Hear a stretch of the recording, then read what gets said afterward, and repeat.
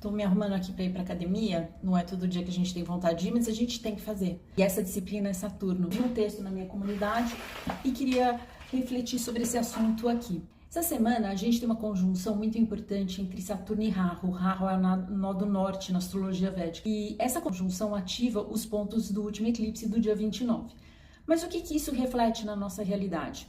Primeiro, para falar isso, vamos falar a diferença do que é Rahu e do que é Saturno. Eles são opostos, porque Saturno é o senhor do tempo, o senhor do karma, é disciplina. E Rahu é o ilusionista, é tudo ilusório. É o que nos dá o norte nos aprendizados da vida, sabe? O norte para o que a gente tem que aprender, o que a gente precisa aperfeiçoar nessa vida. E Saturno é o cara que pede pra gente ter ação, né? Pra gente ter disciplina, pra gente fazer o que tem que ser feito sem mimimi. Vai lá e faz. Não quer ir pra academia? Vai lá e faz, porque tem que ir, entendeu? A questão de se respeitar e não ir no dia que não tá bem é um outro papo, mas basicamente é isso.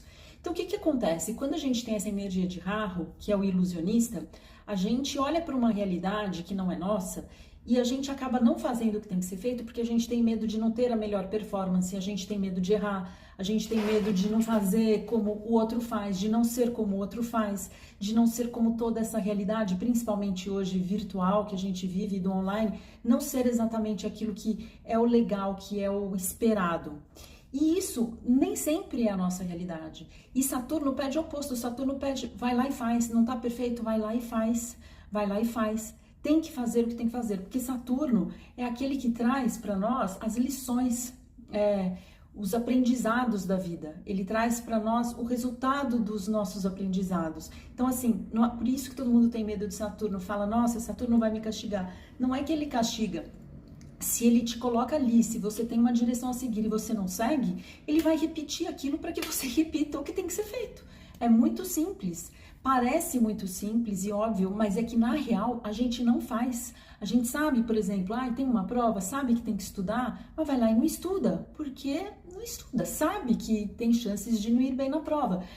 Tem que ter um resultado disso, tem que ir lá e trabalhar, mas vai lá e não trabalha. Então, a gente sabe, é óbvio, parece óbvio, a gente sabe o que tem que ser feito, mas muitas vezes não faz. E Saturno pede exatamente isso, para que a gente tenha ação. Quando a gente dá um primeiro passo em direção ao que a gente quer, a gente consegue colher esses resultados. Se a gente não dá esse primeiro passo, essa primeira ação, a gente fica só no campo do sonho, da ilusão, da irrealidade. Então é isso.